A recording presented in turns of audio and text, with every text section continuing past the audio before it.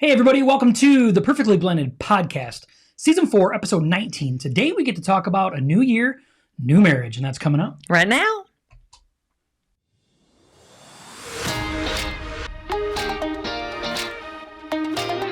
Thank you so much for joining us on the Perfectly Blended Podcast. This podcast is for blended families, for couples that want to strengthen their marriage and want a brighter future. Perfectly Blended exists to break the stigma of divorce, drop the shame and guilt holding you back, and equip marriages to thrive instead of just survive. We believe all that is possible in this life is based on the power of Jesus Christ and His ability to restore us fully. Let's dive in. Hey, what is going on? Welcome to today's podcast. Really funny. I wish we could have had this on film just now, just being recorded just now. It's so funny. So we're going to be talking about something, and it's a book, and we forgot to bring it in here, and Christy's like, oh my gosh, I have to run and grab it. And she runs out into the living room to grab this book while our chihuahua starts chasing and running and barking, thinking that there was apparently somebody was here. So it was just really funny. Christy's face is all red. She's all flushed. She was all like, getting sideways coming into the room. Back into the room. Just in the nick of time. Just in the nick of time. It was really funny. So that's why we were kind of giggling and stuff when it first started. So anyway, so today we want to talk about New Year, New Marriage. And what better time than, the very last Tuesday of the year, to really talk about ringing into the brand new year that we have coming up. So Christy went back and was looking at last year's, and we talked about New Year, New You.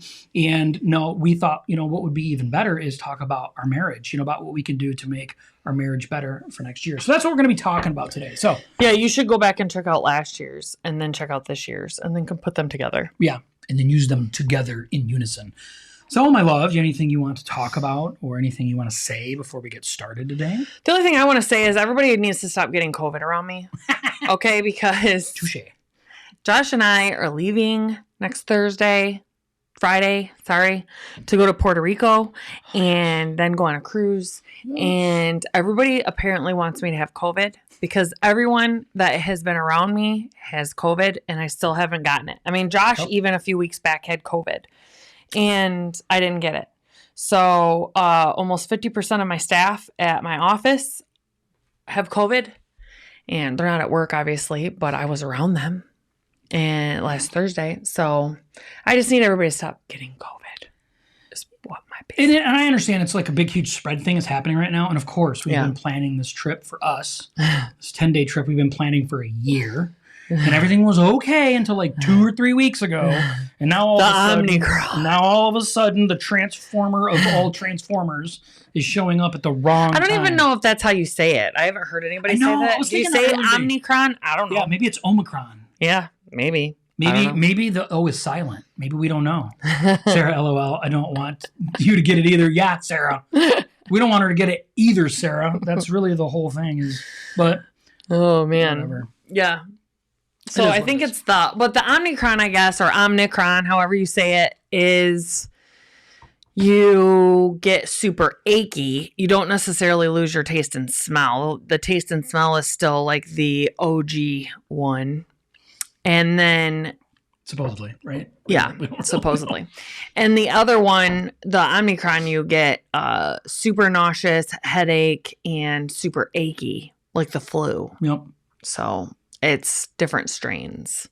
But apparently it's not as, concerning to the medical field about the Omicron. No, so to hospitals. Our daughter called yesterday and said that she's come down with COVID. She's pregnant.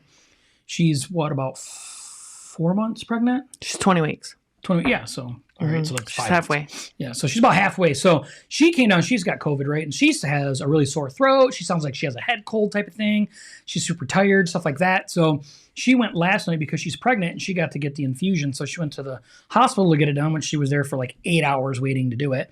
And they said they tested her when she was there, of course, and she's positive, but she's not positive for that variant, not for the Omicron, whatever it is. So she doesn't have that version. But she said there's no way to know for sure. That's what she just told me. Oh, did she? What I want everybody to know is on Christmas Eve. So on Wednesday, I was around people that have tested positive for COVID since like 3 days since.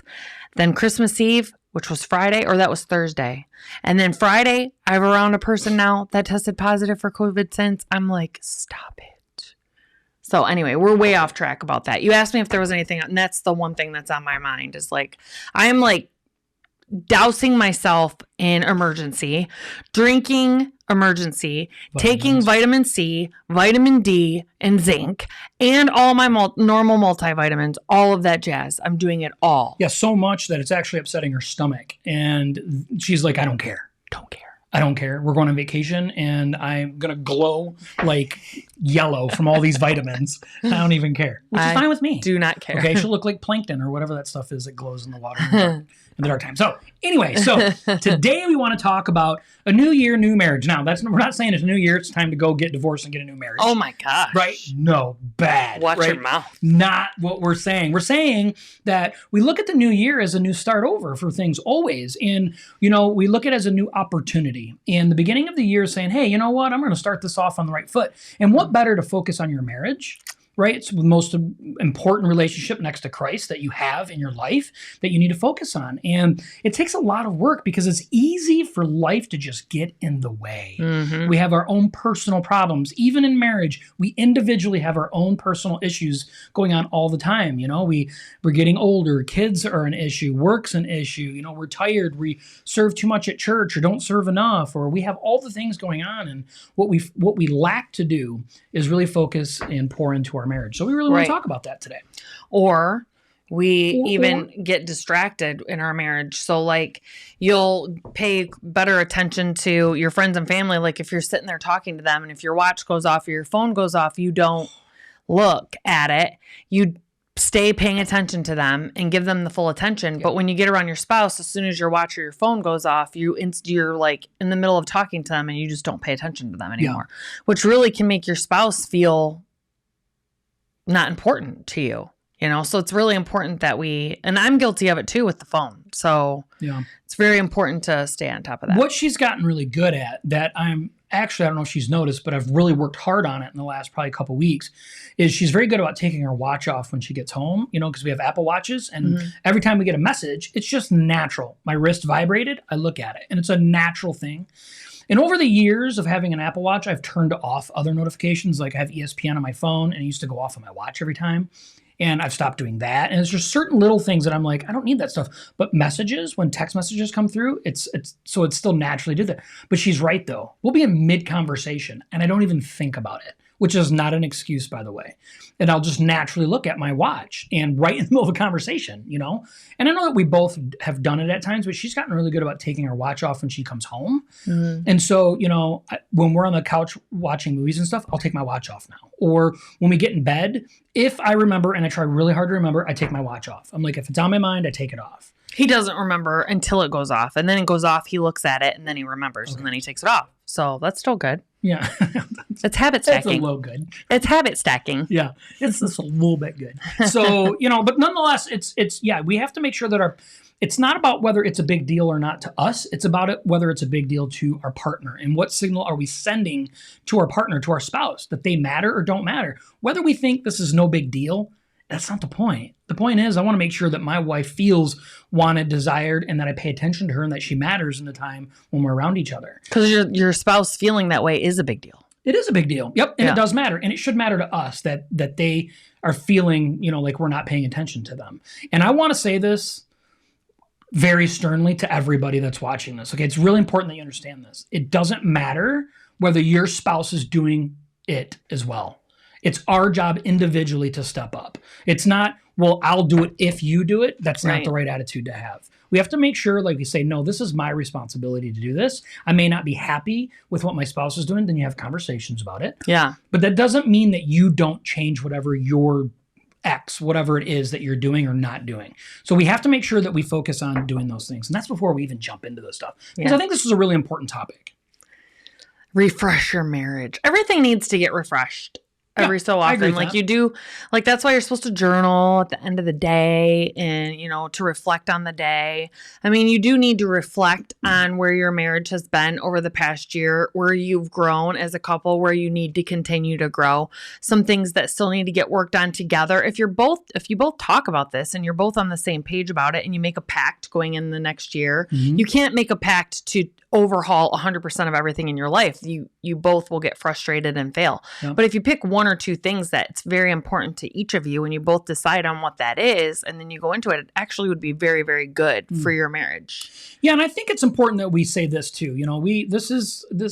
This podcast is specifically for blended families, right? So it's not everybody that listens or watches is part of a blended family, but we want to make sure that we understand, like, Christy and I have been married before. And if we're not careful and we don't pay enough attention to pouring into each other, it's easy to retreat back the way you used to be and only care about yourself. Yeah. And when you do that, your marriage doesn't grow. It shrinks and gets worse and gets decayed and, it can eventually end in some really bad stuff that's really hard to work on and work through. So it's just really important that we understand, like, we know the kids get in the way and, there's a lot of problems that happen, but we have to focus on, our marriage. It's just vitally important that we do that. But this episode is for all marriages. All marriages, yep. And but I want to let everybody know, like, we don't want things to go in reverse. We want to make sure that we're looking forward and planning for that. So, number 1, we have 4 things we want to share today. Number 1. And this is the most exciting one, though, to me. Yeah.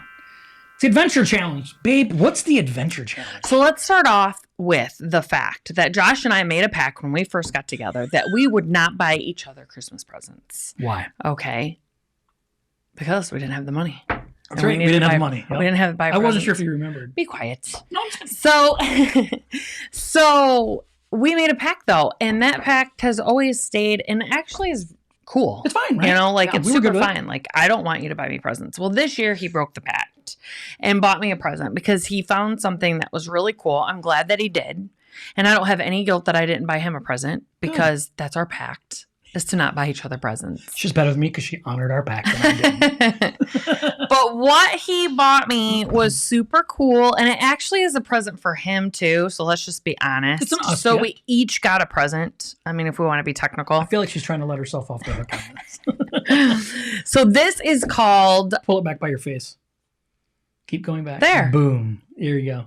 The Adventure Challenge. Yeah. The couples edition. So there is a family edition. There's different editions. Yeah, I don't remember all of them, yeah, but there is like 3 or 4 different kinds. Yeah. So and there's a family edition too. But what this is cool is it's called the Adventure Challenge Couples Edition. What's really cool is I love it. I'm in love. So there's 50 different things in here and you can't see what they are. So they're like lottery tickets, kind of, so these are covered up. You have to scratch them off. The deal is, though, if you scratch one off, you have to do it. Mm-hmm. So that's the deal. Yep. So you don't have to go in order or anything. You can flip through the book. And the book is, Josh can put a link at the end of this. I will. I'll add a link you can get to this book. But what's really cool is you can flip through and it tells you, like, there's categories. There's a key that tells you a little bit about, like, each thing. Was that what you were getting ready to say? Yeah. Maybe she was going to say that. I don't know. I was jumping ahead because there's a key and I think that's really awesome. It kind of gives you an idea of what you need. I'm getting there. Okay. Goodness. So one categories are called Food with Bae, I'm Crazy About You, Creative Couple. So it says, like, one of them is double dates. Like, you find another couple to do together and things like that. So when you go into each one, you can look to see. It tells you how much money it costs. Some of them are free. So it tells you if it's $0 to $50. The most they cost is $50, but some are free, some are $5, some are $10, but it tells you what time of day, if you can do it any time of day, if you have to do it during the day, if you have to do it at night. It tells you if you do it at your house or if you have to do it indoors or if you have to do it outdoors, if you have small kids, if you need a babysitter. It shows a car if you're going to have to probably travel somewhere. It shows you if you need to get supplies. It shows you a little thing like if you need to take some planning before you scratch it off. Like, it's probably going to take 2 to 3 days of planning. So when you scratch it off, plan on not doing it 2 or 3 days later. But what's really cool is each one then has a little like 3M strip next to it. You can't really see it, but it's right here to take a picture, and you pick your favorite picture of the date and you stick it on there, and then you write about the date underneath. Like a little, like 3 or 4 lines. And it's like a little diary of dates. Like a scrapbook, yeah. Yeah, a scrapbook. That's a better word. Yeah. So dates that involve art or creativity, just what it sounds like, a trust fall, dates that involve other couples, dates that involve making food or involve meals. And some of them say it's going to be messy. So you know before you scratch them off that it's going to be messy. Some of them involve getting wet. Yeah. So it says, make sure that you take a bathing suit or something or in clothes that you don't care are going to get wet. Yeah. But what's really, really awesome about this is it is super exciting. And we've been together for 11 years, and you do run out of, Jay and Laura have a little book that tells you different dates that you could go on. I don't remember what it was called, but it is important because, is that it? Yep. Right there. Ultimate date night. Yes. Ultimate date night. 52 amazing dates for busy couples. So the reason why you need this in a marriage is Josh and I have been together for 11 years. And that book is beautiful too. And you run out of, I love going to the movies. So I would never get sick of going to the movies unless we went every single day, which would never happen. But I don't mind going to the movies and eating popcorn or going to a park in the summertime. We live in Michigan, so you can't always go to a park or going out on a walk in nature outside, not inside. But pretty much going out to dinner. I'm not a huge bowler. I mean, there's only so many things that you can think to do on your own. And it's not like I'm like, oh, babe, for a date night, let's go bowling. That does not sound awesome to me. Maybe it does to him, but it doesn't to me. It does not to me. So these things like this adventure challenge, this can bring awesomeness, spontaneity back into your relationship. That's what I was going to say. That's the thing that I like the most about it is because I think what you love is spontaneity. You love being spontaneous about things. You like things to not be pre-planned. Right. Always. Yeah. You like to plan things, but this type of stuff, not for us. Right. Not for us. Right. And that's just the honest to goodness truth. And so I seen this as fun and spontaneous things. Yeah. And believe it or not, whether Christy wants to even admit it right now, she is very adventurous. She really is. She likes to think that she's not sometimes, but she really is. And so these types of things, adventurous. She thinks she is. If you want to travel to the UP and drive anywhere on the drop of a hat, I'll go. Now, if you say you have to get on a plane and fly to a foreign country where they don't speak your language, I'm like, She won't do it, but after she did it, she'd be like, that was incredible. Yeah. So that's what this is, right? And it's really funny. So the directions tell us. We're kind of beating this as a dead horse. I love it. Really important. This is the thing, right? I was like, okay, but part of the rules is once you scratch it off, you have to do it. She's like, no. See, instantly she's like, nobody's going to make me do this. And that's the part of the fun of it is you want this. That's a good agreement and say, no, we are going to do this. No matter what it says, because it doesn't tell you to get on an airplane. It doesn't. Because everything in this book is under $50. Yep. And there's categories that says free or under $10. Yep. So, and then they said that everything on here, you actually can manipulate in a way where it's actually all free. I did read some other stuff about that. So but I'm just saying this could work for anybody. The book is, it's not cheap for a book. It's $50, right? Costs $50. But I think what you could get a whole year out of $50, $50 you pay for this thing, you could get 50 dates out of that. And if you go on a date once every 2 weeks, that's more than a year's worth. Yeah. And so I just thought this is an awesome thing. And so, when we say the first thing for us to talk about a new year, new marriage, we talk about adventure challenge. What are you doing? Yeah. To up your marriage? What are you doing in an adventurous, challenging way to up your marriage? We challenge you to get the adventure challenge. We do. We do. We do. And then we can all do it together. That'd be fun. And we could post pictures. Yeah, you hashtag adventure in our challenge. group. Yeah. Yep. Yeah. So I just think it's a really, really fun, awesome way. They did an amazing job. The quality of this is amazing. So you can get one with a camera too that prints out the Polaroids. And I think that's $150. If you get the book and the camera, Josh didn't get the camera with it. He just got the book. So, and I don't think $50 is bad for the book. I really don't. No, I don't think so either. I thought it was a really good deal. I jumped right on. Is your marriage worth $50? I have to buy it because if you don't, that means you're saying it's not. So that would be really, really bad. But nonetheless, I had a friend of ours order it for me, and because I didn't want Christy to know about it. Because I would. And Christy be monitoring everything. So I went behind her back and I had a friend of ours order it. And she's like, because I text her and I always make sure to put her husband in the text message if I text her. And so I was like, hey, I need you to know if you could order this for me for Christy for Christmas. I'll give you the cash for it. And she's like, I wish you would not text me directly right then. You could have told me later because I wanted to get this for me and my husband. So. Well, there's some in here for couples. So Yeah, there we is. can do it together. Yeah. Okay. So the first thing is couples. get the adventure challenge. Okay. And Cassian says, I've been wanting to get this. Just get it. Make it work. Do what you can. And it's. Or get the family one if you want to do it with your family. I would say do the couples one first and then the family one. Okay. I'm just saying that's my personal opinion. Okay. Number 2, marriage conferences. So this actually is really important. Josh and I didn't go to marriage conferences until 2 years ago. Mm-hmm. We went to our first one with Jay and Laura. We went to was the first one, wasn't it? It was. That we went to. The very first one we went to. And it actually is so, so important. And we wish we wouldn't have put that off doing that for so long. And it gets you quality time to focus on your marriage. So a lot of times, like Josh and I, if we go to the movies, let's just say on the drive there, we're talking about our life and we're talking about kids and we're talking about what we have to do, our responsibilities, blah, blah, blah. And then you get to the movies and you watch the movie. You don't sit in the movie theater and talk, to each other. You watch the movie and then you leave the movie. You do talk about the movie, what you liked about the movie. But then on the way home, you're driving back home, you kind of think about like, okay, our responsibilities are back on, talk about those things. When you go to a marriage conference, you may be still home focused on your way there, but once you're there, it's all about your marriage. So it really starts opening your eyes and reminding you about how important your marriage is. So then even after the conference is over, when you're traveling back home, or if it's a couple nights that you're there, them nights while you're there, you're talking about your marriage. You're talking about fun things that you could be doing together. On your drive home, you're talking about like how awesome and amazing it was that you guys got some alone time.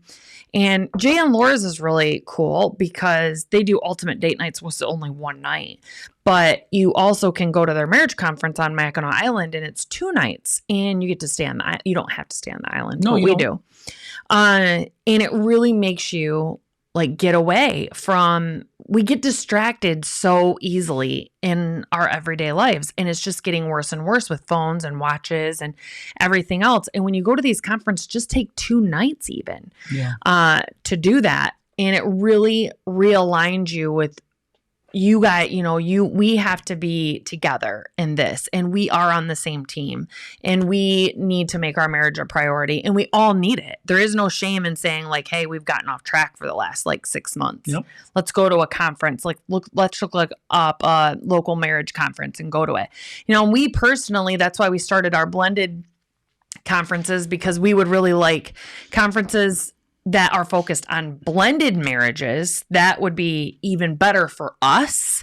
But if there's no blended marriages conferences around you, we did our own this past April because there really isn't any around us. You go to a marriage conference. Yeah. Yeah, you can travel and look for them. But what I love about focusing on something like a marriage conference, there actually is in every state. If you look, at least one per year somewhere, maybe a few hour drive away. But there's a few things, right? Number one, there's purpose in it, right? Yeah. You are setting across and saying, look, this is a purposeful trip for us to focus on us. And men, this is really an important thing for you to show your wife that you care about what's going on between you guys. Mm-hmm. I hear a lot of guys that say, well, I go to the, opera, right? Let's just say opera, right? I go to the opera because that's what my wife likes to do. And you make sure to tell her, like, I'm going to the opera with you because that's what you want me to do. Okay, there's no value in that. Okay, that's just basically saying I'm just doing my husband duty. And that's not what this is supposed to be. Okay, there's a lot of value that can be had. Number one, you go because there's purpose behind it. Number two, there's learning. You get to learn. All marriage conferences are focused on understanding each other and learning something new about your spouse. And then number three, we highly suggest going to a conference that's an overnight, or if it's not, you go where the conference is and you pick a hotel, a cheap hotel's fine, and stay the night. And this is because you get to be away from the children, you get to be away from work, you get to be away from friends and responsibilities, and you are very intentional about focusing on your marriage. It's important. Every year you should pick out time and go to a marriage conference. At least, Josh and I were talking about this last night, and I'm like, at least once a year. At least once a year. You should go. Yep. Every 6 months is good, but at least once a year. Yep. I agree. And because we could never learn enough about our spouse. We could never be connected well enough with our spouse. And especially if you go to a really good conference, it really draws you together and you don't want to ride with people. I'm telling you that right now. Do not commute to a marriage conference with other people. Go by yourselves in your car so you have time to talk there, And then on the way back is some of the most awesome conversations you'll have about what you experienced and about what, you can have honest conversation. Yeah. Too. Yeah. We really love doing it. We've went to quite a few now just in the short period of time. Yeah. Just in a couple of years, we went to like 4 or 5. Yeah. Believe it or not, this cruise that we're going on next week was first initially it was a marriage cruise, and the marriage portion of the cruise got canceled, and we're like, we're staying on the cruise, like we're just staying here. But we were being intentional about it. We want to make sure that we are focusing on us, right? And ask Christy, she'll be honest with you, babe, do you want to go on a cruise and vacation without the kids? No, she doesn't. No, because we only have so much time, and so they're moved out and gone and grown up and all on their own. We're so close, and that's why it's still good though. And the last time her and I were on a vacation together was our honeymoon 8 years ago. Now almost 9 years ago. 2013. Yeah, almost 9 years ago. And so this is still important, right? Nobody's saying it's easy and you want to get away from your children, but it's important that you do these things. And we're not saying go away for 10 days. Our kids are older now. They're fun. 17, 19, 20, 25. Yeah. Married. Our kids are fun. Like it's a lot of, like we have a lot of fun on vacation. You too. Oh my gosh, we're going sideways on this whole conversation. Sorry. But it's funny because when we go on vacations and stuff with other people, they're all like, yeah, we'll let the kids go do this stuff and we'll go do this. And we're like, no, our kids like to stay with us and we like our kids to be with us because we're fun. We have so much fun. We have so much fun. And our kids have fun. And our kids are just fun to be with and fun to be around. So, yeah. Okay, so that's number 2. Number 3. You better plug your kids' ears or put in headphones before we talk about this one. Well, we're not going to go into detail. No, we're not going to do like show graphics or anything. This isn't a how-to. Number 3 is not a how-to, okay? But you can't talk about like having a better marriage without talking about this. We would actually talk about what? No. We'd be doing it at injustice. And this actually was my idea to put this point in here. For those that are listening and not watching, it's sex. You have to make sure that you are... I don't want to say that. She doesn't. Your face, she's like, ooh. Because there may be kids listening. Maybe. There may be kids listening, and we could talk real loud for our own kids to listen. No. My point being is you have to make sure that you are putting aside the amount of time, which should be at least once a week, to make love with your parent. It's a Freudian slip. With your spouse. Partner. With your partner, spouse. Not parent. So. With your spouse. Yeah. So the reason why we said at least once a week. So this was my point. I brought it up at last night when we were talking about this. And I'm like, it needs to be at least once a week. And he's like, it should be like 3 times a week. I'm like, yeah, but let's be realistic about this. Some couples, we don't always. Like we'll go through spurts where it's like, okay, him and I, like we have had a super bad... Just got super weird. Yes, Miss Hartwell. It did. We've had like super crazy busy, tons of crap going on in our relationship. And the next thing you know, him and I are like, it's been 2 weeks. Like, okay, we need, Yeah. And so we get it. But you have to be focused on that because it goes way, way, way. Some people, I was telling him, I'm like, some people don't do it for like a month, 2 months. Yeah. So if you're like 3 times a week, they're going to be like, forget that. We're not even trying.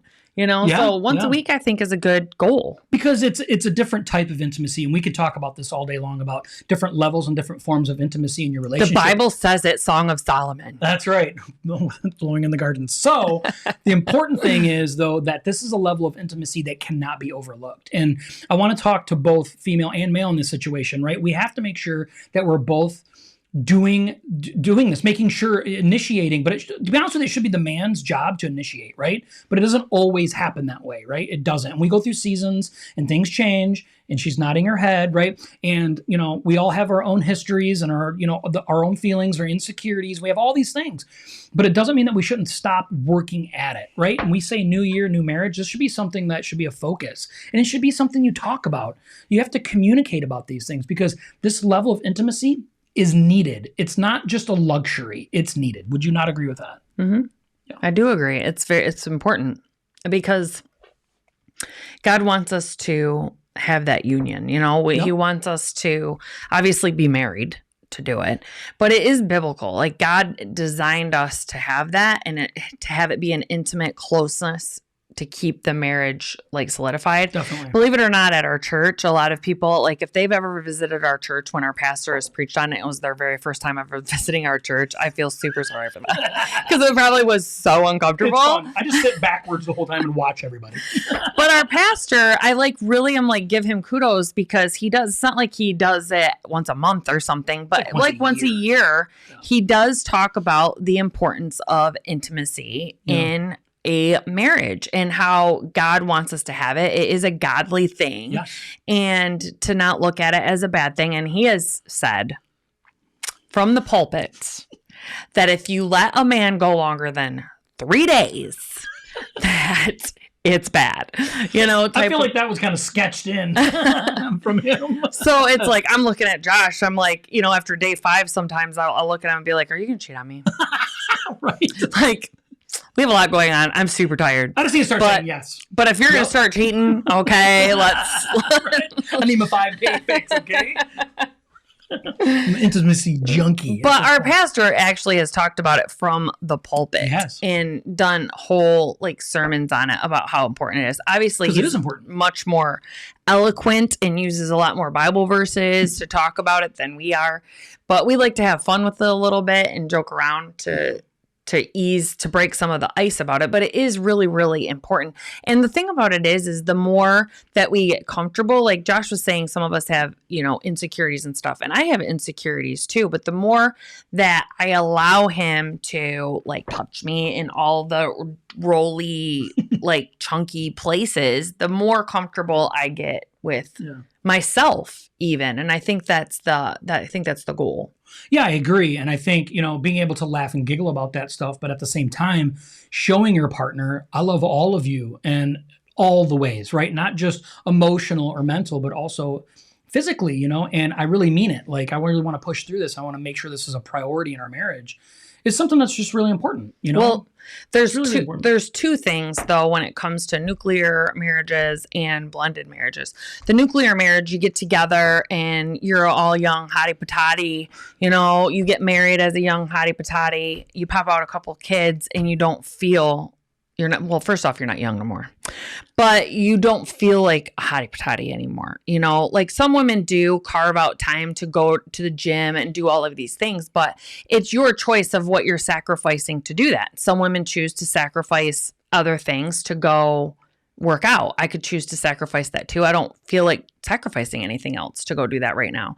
But then in a blended family too, the women, some men may struggle with this too, but women feel like, okay, I'm getting with my new husband. He didn't get to experience, you know, me as a young, like, hottie patati person. So in both marriages, the woman I know struggles with insecurities from both aspects of it. Like, hey, I really wish, you know, we could have met earlier. Yeah, but see, I have the mature, educated one now, which has a lot of value, especially from a guy's standpoint. Okay, so that's what number 3 is. Let's move on to number 4. We lost a couple viewers on that point. Right. We're dropping subscribers like it's nobody's business. Somebody said this is a Christian. Okay, number 4. And what else to talk about now after that? Focus on Jesus. Yes. So we did save the best for last. Jesus, God, needs to be at the center of your marriage. And a lot of times we need reminders about that. And that's why we should have put Jesus/community, because that's why community is so important. Because, you know, we're talking with a couple right now and they are like, hey, we just need to talk with you guys for a little bit. And they live in a different state. So we're Zoom calling with them. And it's like, you get in the thick of it and you get into life and all this stuff. And you need a couple to speak into you from an outside perspective and say, hey, God has designed you for this journey. Like, it's hard right now, but this is your path that God already knew you were going to be walking. And you can just see them like sit back for a second and be like, you're right. And we all need to keep God at the center, but we humanly don't do that because we get beat up so much. Satan is constantly trying, and the world is constantly trying to divide marriages, whether they think so or not. The world is. Sex is thrown out into the public, like it's really cool to have multiple partners and not be monogamous, and to check out other women like, oh, I'm just looking, or guys, I'm just looking, I'm just enjoying God's creation. I'm not doing anything wrong unless I actually touch. Right. Yep. And so it's very, very important to keep God at the center and have biblical principles and be praying, but then have a community that when you really are getting beat up, you can talk to openly and honestly and not be ashamed about what is going on in your relationship, and have another couple look at you and say, this is where you're supposed to be. It's hard right now. It's hard, but God has not forgotten you. God is in the middle. God has designed you for something just as this, and he will give you the strength. You have to lean into him. And then you're like, you're right. God had, God is here. God can give me the strength. God has not forgotten me. And we all need that. We all need that. Yeah, it's funny because Christy and I, and we've said this multiple times, we'll leave a social setting, and I'm not saying this to be negative. I'm going to explain to you why I'm saying this. Oh my gosh. No, it's good. And we'll leave and we'll be like, man, that's so much different than the Christian community we belong to. And why? Why is the non-Christian community feel and act and it just has a different, it has a much more negative feel than the Christian community.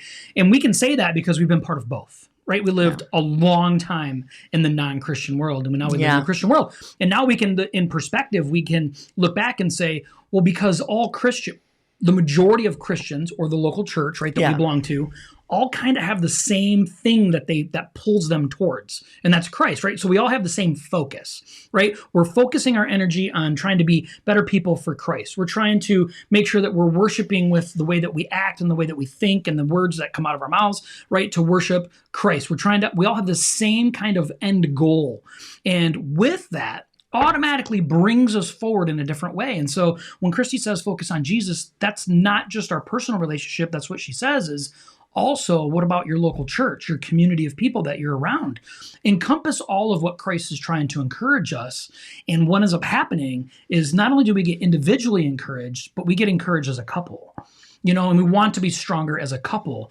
And, that's something that we really push in our own Christian community, in our life group and everything, is doing things as a couple and really focusing on these things. And everybody's on board for that. Anybody we ever talk about that, they're just like, yes, that makes sense. We want to do that too. And so when we say that, we want to wrap this up with saying focus on Jesus, if we're not making Christ the center stone of our whole everything, we're really not being pulled towards something that's going to give us the momentum that we truly need. And so Jesus will do that for us. And how do you put God at the center? You put God at the center by each of you individually pursuing God individually, like on your own. Individually, yes. Because then when he is like, man, just having a down day, I'll be like, well, did you pray about it? Or because God has designed your spouse to speak into you. So, and it's the same for me. Like, I'll be like, so frustrated and just having really bad time. And he'll say, have you been doing your devotionals lately? Or have you reached out to a Christian friend? Or have we prayed together in a while? And it points each other back in the direction that we should be focusing on, which is God. And that is what marriage and that's what community is designed to do, is to point each other back. And I do think that this is a God thing. You don't even know this. And I had to chuckle a little bit. I just today had a friend who has known me for a very long time text me and say someone she knows just started visiting ACR, not our Celebrate Recovery, but ACR.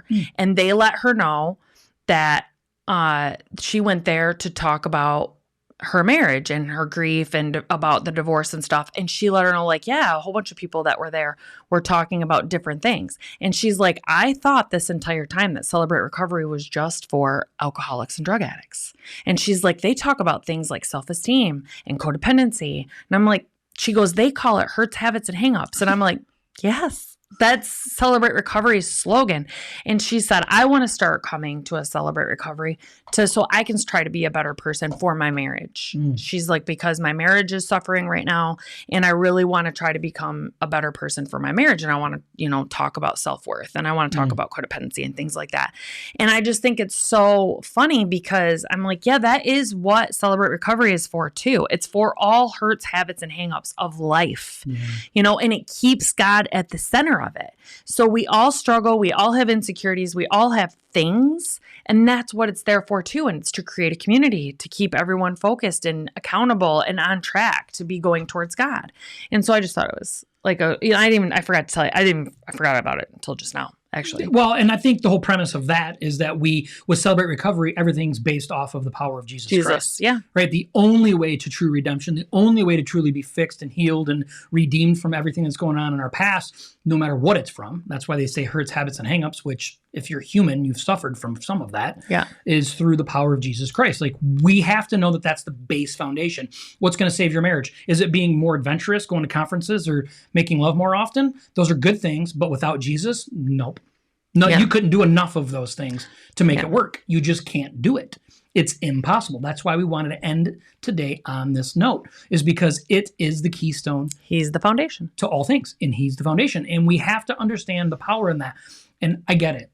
You have a spouse that maybe doesn't agree with the way that you believe, or doesn't want to follow the way that you do, but that's okay, because the power is in Jesus. It's not in us. And so the only thing that we can do is focus on Jesus. Christy said it. It's an individual thing anyway. And we want to encourage our spouses. And if our spouses don't want to be encouraged, we encourage them through what we focus on Christ. Yeah. We focus on Jesus. And then we still work on being adventurous. We still working on heading to conferences, inviting our spouses to conferences, and then about making love more often. And we allow Jesus to do his work in all of that and through us. And I just think it's so important. It is. Don't miss the main ingredient of this. Do not. We're heading into a brand new year. There's enough drama in the world as it is, right? There's enough. And if we allow all that to drown out what we are capable of doing, which is focusing on our marriage, the world will tear us apart limb by limb. Yeah. So understand that if we focus on Jesus and we pour into our marriage beginning in the new year, that you can have the most incredible 2022, no matter what other people's 2022 is. And I just think it's so important that you do that. And Cassie says relationship with Jesus on our own. It is. And that's a hard thing to grasp because, for us as humans, we don't like to do something when we feel like it's not being reciprocated. And our relationship with Christ has nothing to do with that. Yeah. It doesn't. That's tough. Anything else you want to end with today, my love? I do think it's easy in a marriage to start. You have to catch yourself getting like, why is he not doing this? I have to go do this, this, and this all the time, and he doesn't do this. And you have to catch yourself doing those things and start focusing on, like, what are the things that you don't do that he does, that you don't ever do, and he does all the time, and he doesn't say anything. Like, I know that's so cliche because people say, anyone can find dirt on someone, be the person that finds the gold. But it's easier for us to just start focusing on the dirt of our spouse because we live with them and we take that for granted. So we true. Feel like, I'll be better tomorrow, or we can just focus on that next week because right now I want to be mad and I'm allowed to be mad and I'm not going to talk to them and I'm going to be rude to them. And we wouldn't treat anyone else that way. And I just think it's okay to be angry about something, but you need to be respectful and talk to your spouse about it. Just saying, hey, I'm just really upset right now. I don't want to fight about this. I just am really upset and I need some time to cool off. I want to give you a heads up about it because I want to have a conversation about it later, but not to take them for granted. And I know I do. Brendan Burchard, I used to be so good at this because I used to be listening to a book of his. He'd come home from work, and before he'd go into his house, instead of just jumping right out of the car and running in, he would sit in his car and take 60 seconds or 3 minutes to reset his mind out of work mode into family mode. And he could be more present then with his family and not come right in with work still on his mind and he's still finishing up phone calls and things like that. Yeah. And then his family gets, work mode. So I need to refocus on doing that more. When I leave the home and I get in the car and I'm getting ready to go to work, it's like, okay, I need to get into work mode. But before I come back in, I really need to say, okay, I need to take a few seconds, pray, and really ask God to change my thought process and switch my brain from work mode into family mode. So I'm more present when I come in, because I feel like today's Friday. And these last 2 days have been crazy, chaotic, because so many people are gone from the office and it's just a lot going on. And we just don't have one office. We have, 2 offices plus an independent living community plus another one. And there's a lot of stuff that goes on. And so it's like, I need to switch my mind into family mode when I come home instead of come in with my AirPods still in, finishing up 3 or 4 conversations and then look at him, what's for dinner, sit there waiting impatiently because I'm starving to death for food, scarf my food down and then say, okay, I'm going to go get ready for bed and then whatever, and pay no attention to him whatsoever. And not really say, how was your day, babe? Make eye contact with him. Give him a hug.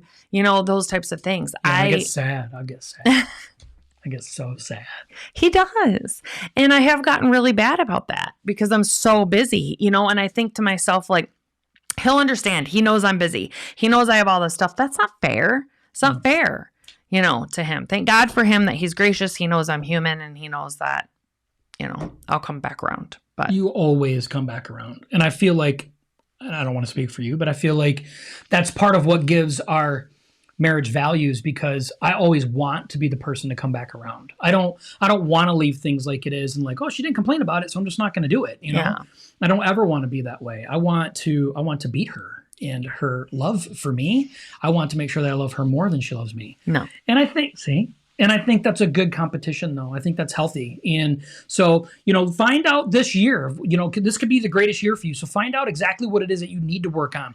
Be adventurous, be spontaneous. Men, your women love spontaneity. They really honestly do. It makes them feel special and wanted and desired.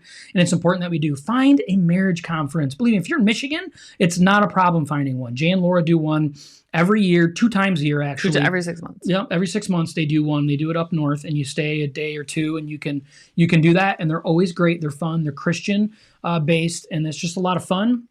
And then make sure that you're taking care of your spouse physically at least once a week. Okay, focus on that. Pour into each other physically, and then don't forget the whole reason of what can really turn your marriage around and make it strong, and that is the power of Jesus in your life. And Ron Dale does do blended family conferences around. He does. He did one in Grand Rapids not too long ago. Yeah. So it was a one-night thing at a church. Yeah. Yeah. We weren't able to go because of something. Oh, you had COVID. Yeah. I had the COVID. So we were going to go. We were registered and he had COVID. Yeah. So we want to encourage you with that. Please be safe and enjoy your New Year's. We actually get to go and watch the Red Wings on New Year's Eve, and Christy's super happy about that. But she's doing it graciously and awesome because my son and his girlfriend are going, and we're going. And so that'll be fun. But please be safe. Take care of yourselves. And we'll see you guys next Tuesday at 7. Yeah. Bye. Bye.